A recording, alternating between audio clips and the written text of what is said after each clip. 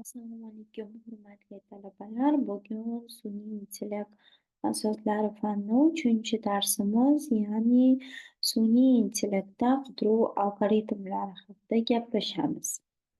Sun'iy intellektda qidiruv algoritmlari ma'lumotlar to'plamidan kerakli ma'lumotlarni topish uchun ishlatiladi.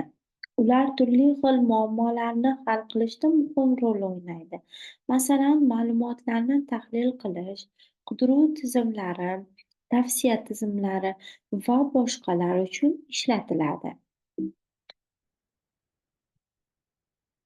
Qidiruv algoritmlarini to'rtta turi haqida ko'rib chiqamiz. Bu chiziqli qidiruv algoritmlari, H jadvalli algoritmlar, ikki tomonlama qidiruv algoritmlari va daraxt qidiruv algoritmlari haqida.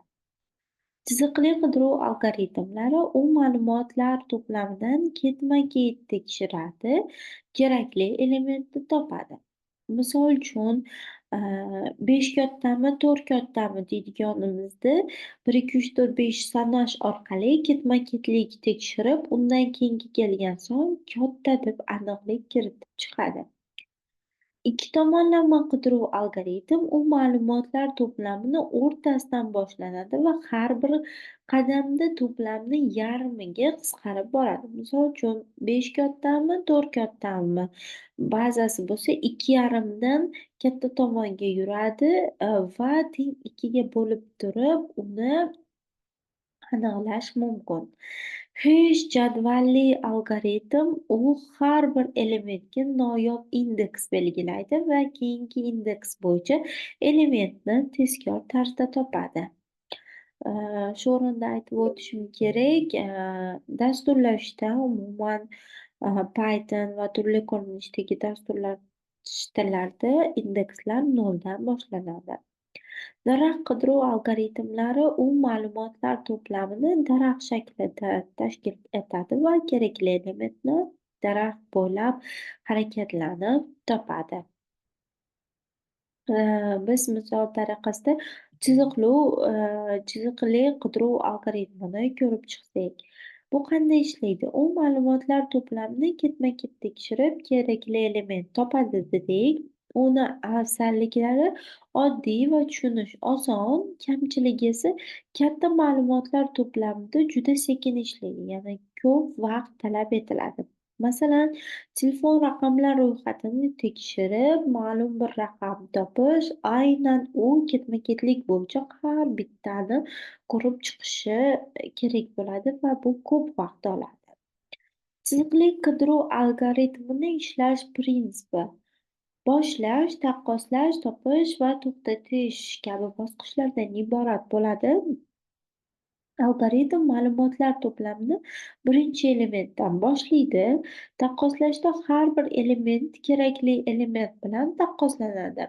Misol uchun, 5 kattami, 4 kattami soni bo'ladigan bo'lsa, 1dan boshlaymiz. 1, 5 kattami, 4 kattami, ikkigisiyam katta, 2ga o'tamiz. 2, 5 kattami, 4 kattami, 2dan katta son bo'lgan 3ga o'tamiz. Shu ko'rinishda davom etib ketadi.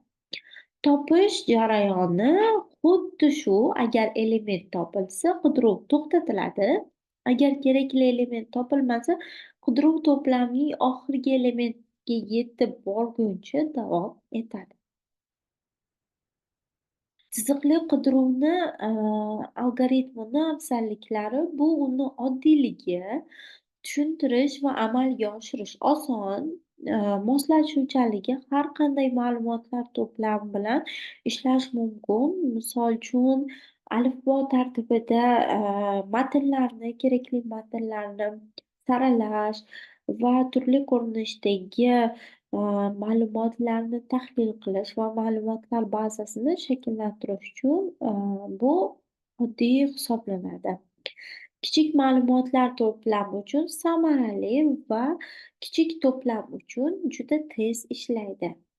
Chiziqli qidiruv algoritmini kamchiligi bu sekinlikda, katta ma'lumotlar to'plami uchun sekin ishlaydi va samaradorligi, har bir elementni tekshirish kerak. Bu esa ko'p vaqt ta'riflashga olib kelishi mumkin.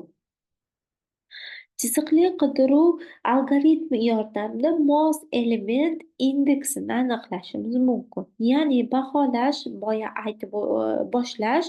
boya aytib o'tganimdek, qidiruv algoritmida indeks noldan boshlaymiz. Taqqoslash elementni qidirayotgan element bilan taqqoslaymiz. Topish: agar element topilsa, indeksni qaytaramiz, agar topilmasa, keyingi elementga o'tish orqali ishni bajaramiz. Xulosa va tavsiyalar: albatta, har bir qidiruvimiz natijasida qidiruv algoritmimiz oddiy va tushunishga oson bo'lishi kerak. Katta ma'lumotlar to'plami uchun bu samarali vosita hisoblanmaydi. Katta ma'lumotlar to'plami uchun samaraliroq algoritmlar mavjud. Misol uchun, ikki tomonlama qidiruv algoritmi yoki hash jadval algoritmlari. Algoritmlarni tanlash vazifaning xususiyatlaridan kelib chiqib tashkil etishimiz mumkin.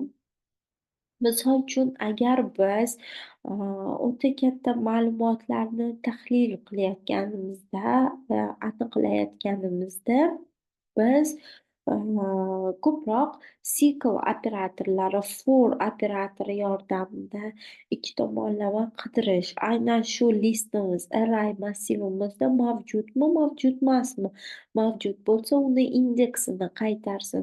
Shu ko'rinishdagi algoritm yordamida tashkil etishimiz mumkin. E'tiborlaringiz uchun rahmat.